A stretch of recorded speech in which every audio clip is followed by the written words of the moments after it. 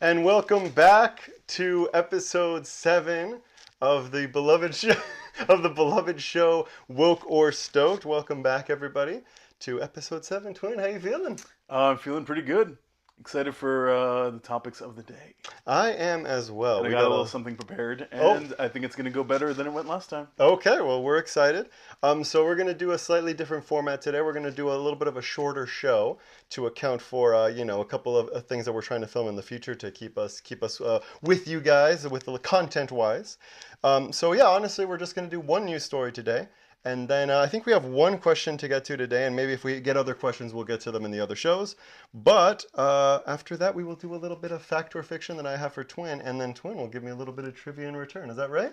That is correct. Oh, that sounds delightful. Alrighty. Well, let's jump right in, Twin. First story, and our only story of today. I don't know if this came across your desk or not, but we have talked ad nauseum about a little company called Disney. Am I right, Twin? We have. We have. So, how many times have we talked about that what they're doing is alienating their audience? They've just really struck a chord with people getting mad at them for a million different reasons, right? Mm. So, this article per Variety comes out for us. The title is Disney's Boy Trouble. Studio seeks original IP to win back Gen Z men amid Marvel Lucasfilm struggles. Mm-hmm. So here we are. They're finally acknowledging what everybody's known. So just to read a little bit more.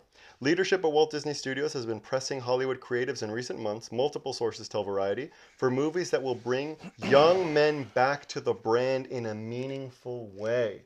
Twin, a year ago, 2 years ago, you would have never thought of hearing this headline. Am I wrong?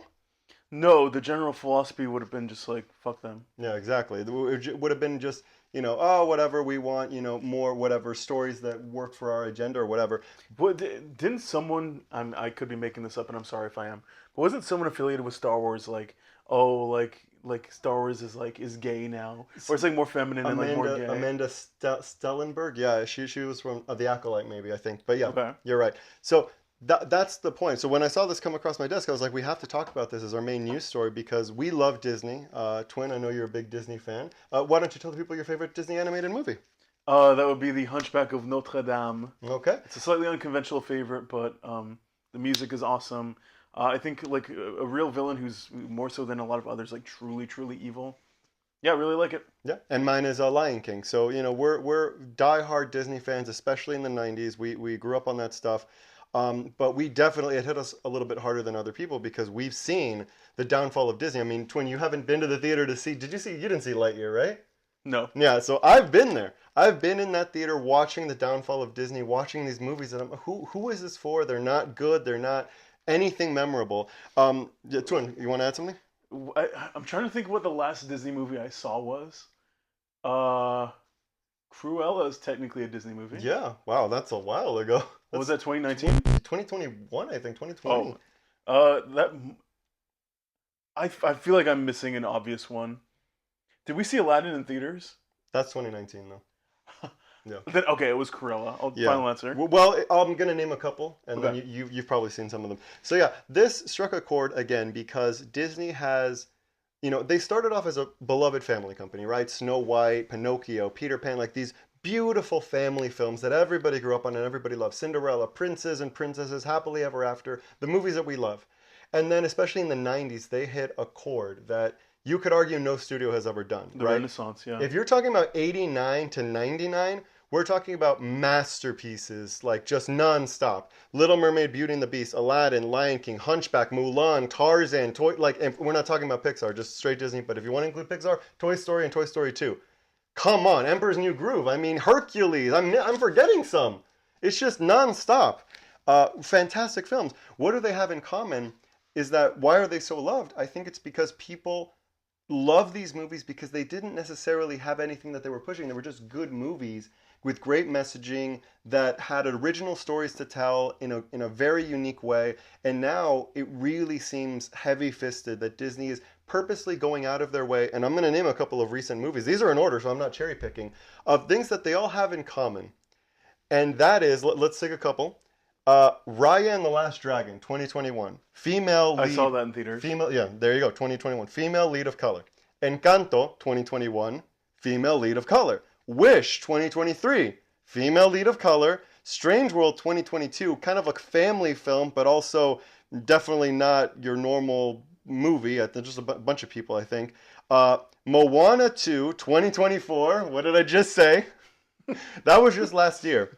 So even Pixar, if you want to include Pixar, I have a list here as well. Elio, which just came out, right? You didn't see.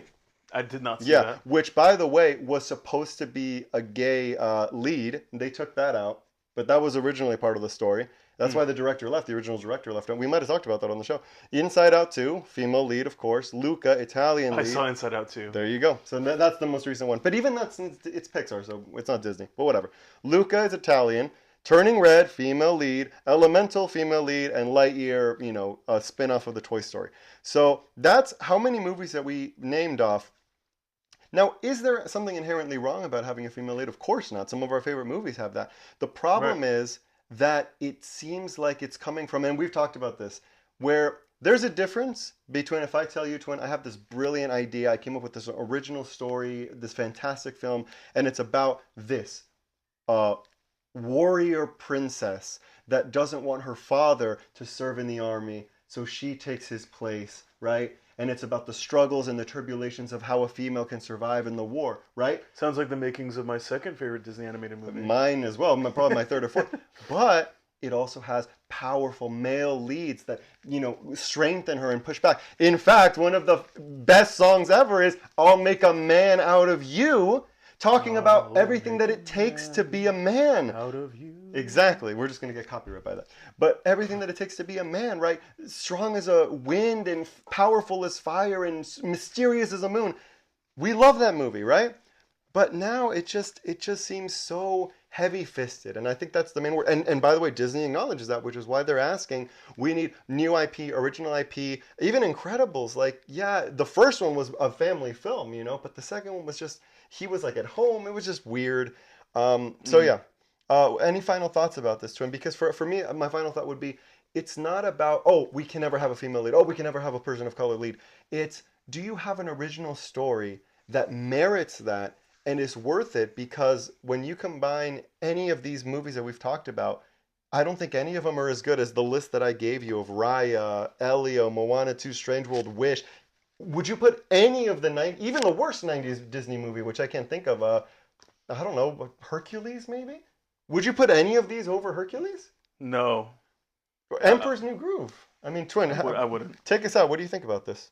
So I think that you make a really good point. I think like people talk about sort of like the woke left and the woke right, and you can debate what the woke right actually is. Mm.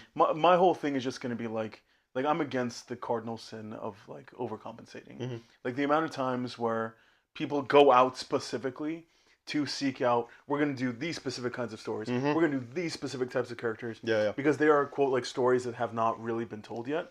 And then they like ignore a massive part of the population that could otherwise like, you know, enjoy feeling some type of representation too, because representation isn't always just like what the characters look like. It's the culture, it's the attitude, it's the messaging. Mm-hmm.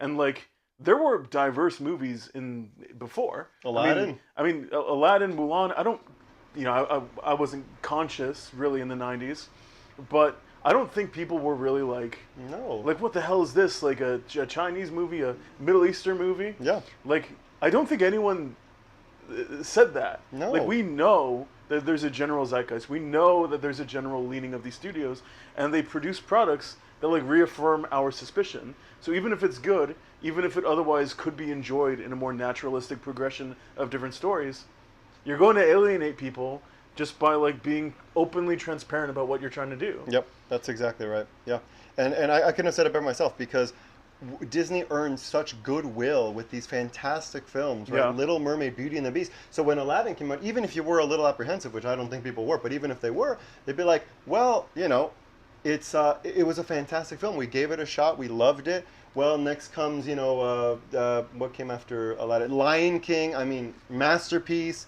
right? Pocahontas. We forgot about Pocahontas. That's another good one. Oh, Oscar winner. it's too bad. That's why I forgot it. Oscar winner right there. So anyway, long story short, obviously, put your thoughts down in the comments below. What's your favorite Disney movie? I would be interested if anybody watching has a favorite Disney movie that is something recent, maybe a Coco, maybe something more recent. Coco might be my favorite. Coco might be my favorite. But to the point of, if there is a good story, people will turn out. But the problem is when it is perceived as we're specifically only trying to tell these stories. I think that's when you start getting into trouble. But yeah, overall, I'm very happy to hear that. And we didn't even bring up Star Wars, Twin, but the title suggests Lucasfilm is struggling as well. And we know that, right? Yeah. The new trilogy did not do that well. Yeah, it made a lot of money, but it was continuously less money, right? And now they haven't had a movie. There hasn't been a Star Wars movie since when, Twin? When was the last Star? Was it Rise of Skywalker? 2019. God, that was bad. It's not 2019, guys. That's what, 6 years? Yeah. There has, and by the way, the next one isn't Mandalorian and Grogu until a year from now, so it'll be 7, 8 years. That's how badly they screwed up Star Wars. So yeah, they need to get back on it. And by the way, that's a little tease of maybe they are fixing Star Wars. We will get to that news story in another episode.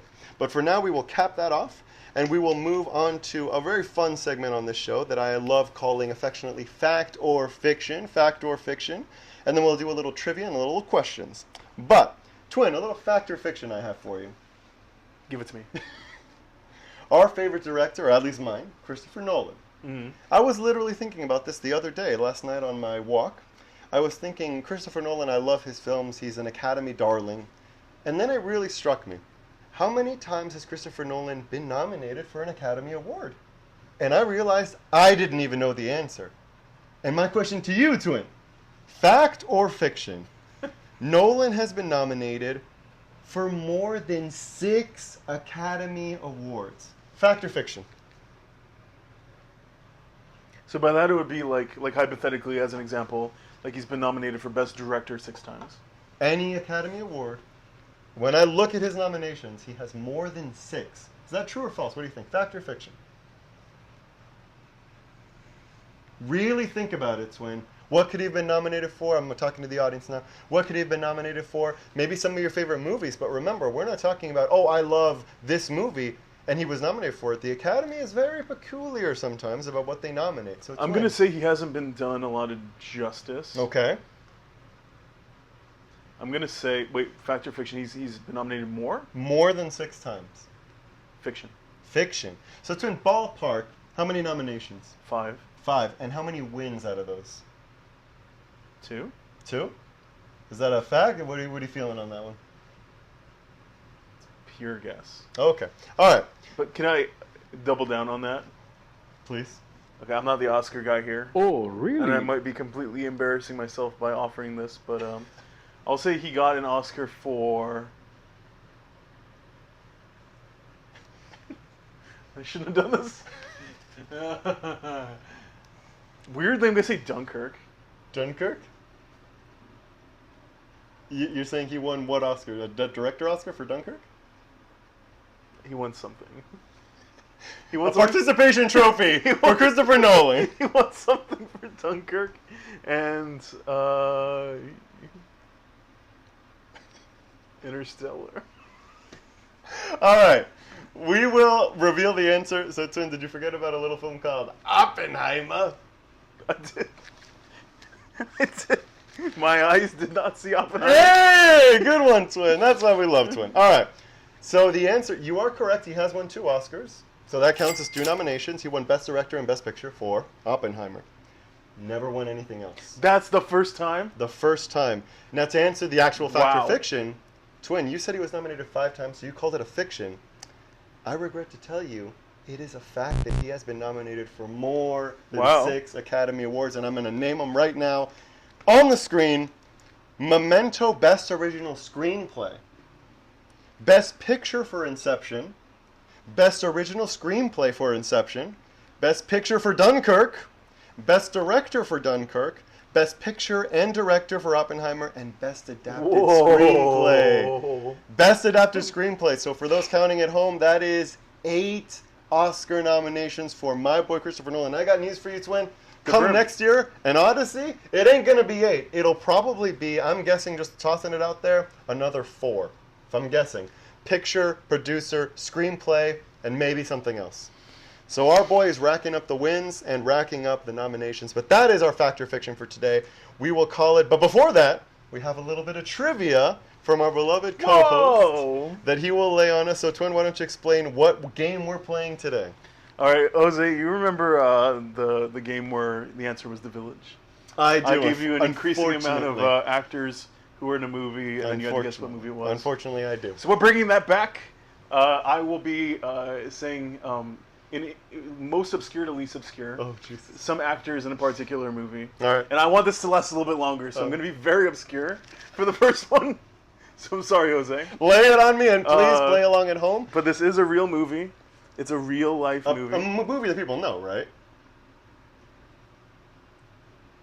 If it's too hard, I'm sorry. Well, the point is that our audience can play along, so hopefully it's not something too difficult. But Twin, lay it on me. Here we go. It's a movie by a director that I think people have heard of. Oh my God. Okay, lay it on me, Twin. First one.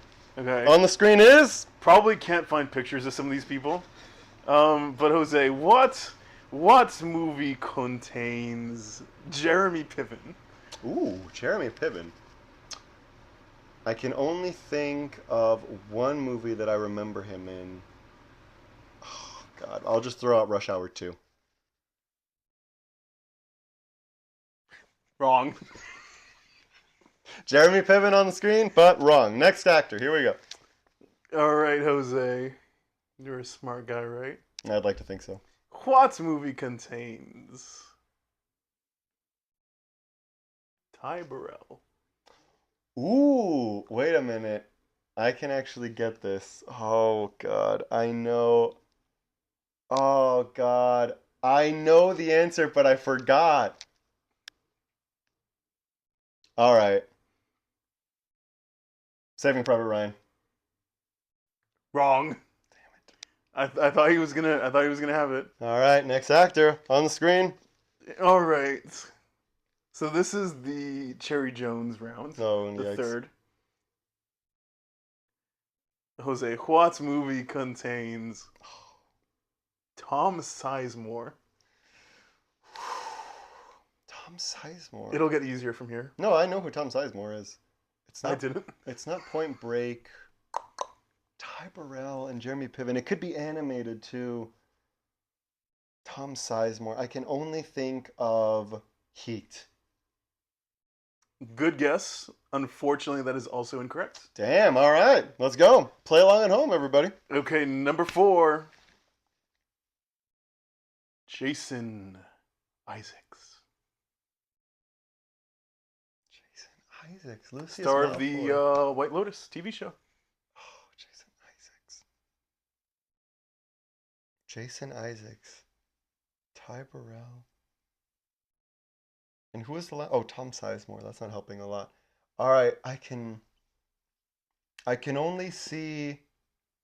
Okay, it's not Armageddon. It could be. Oh man, I'm gonna go with the Patriot.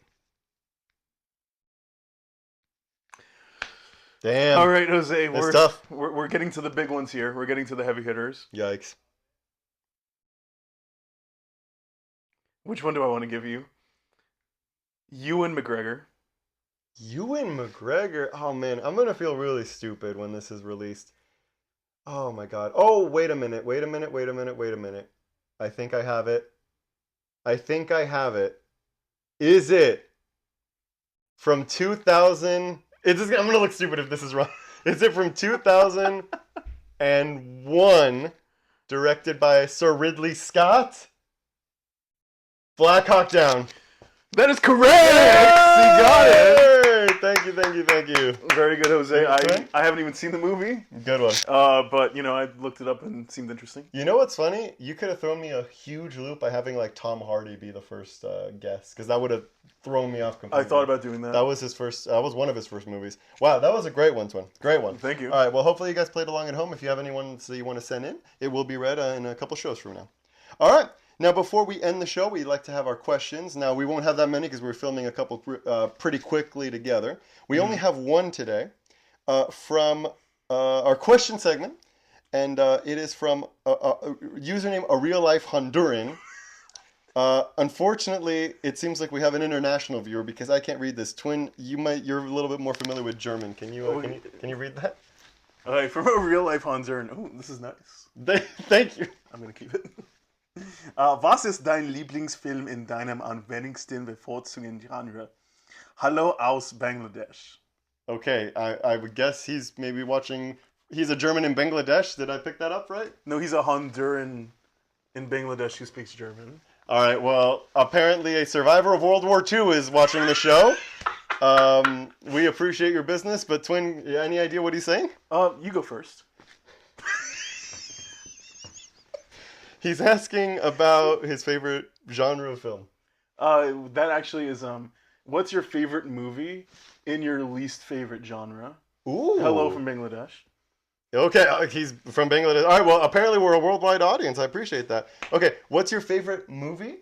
Your favorite movie in your least favorite genre. Ooh, that's a good So, question. like, if your least favorite's like romantic comedies, what's your favorite rom Ooh, com? that's a really good question. A real life Honduran. Watch out for the Nuremberg trials, but thank you for everything. Twin, do you have an answer for this? That's a good question. I need to think about that one. I don't know if I have a least favorite genre.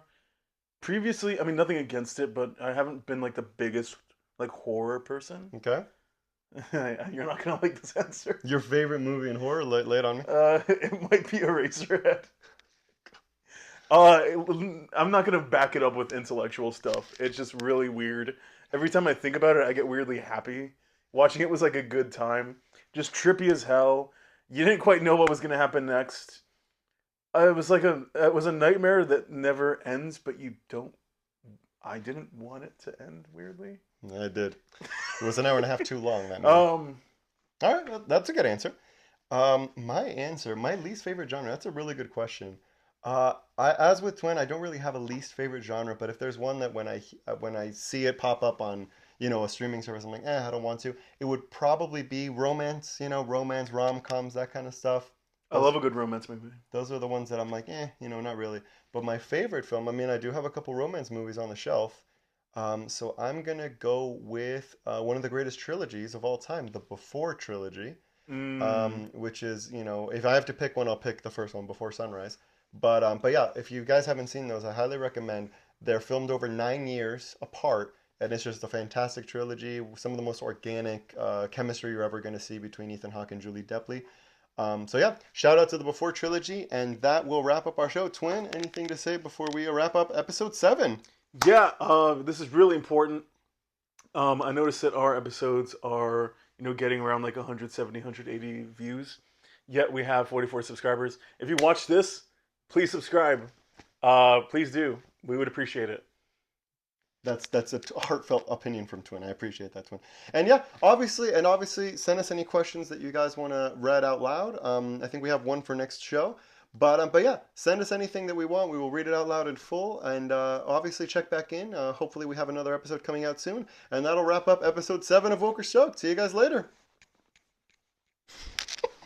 Well, that was fun.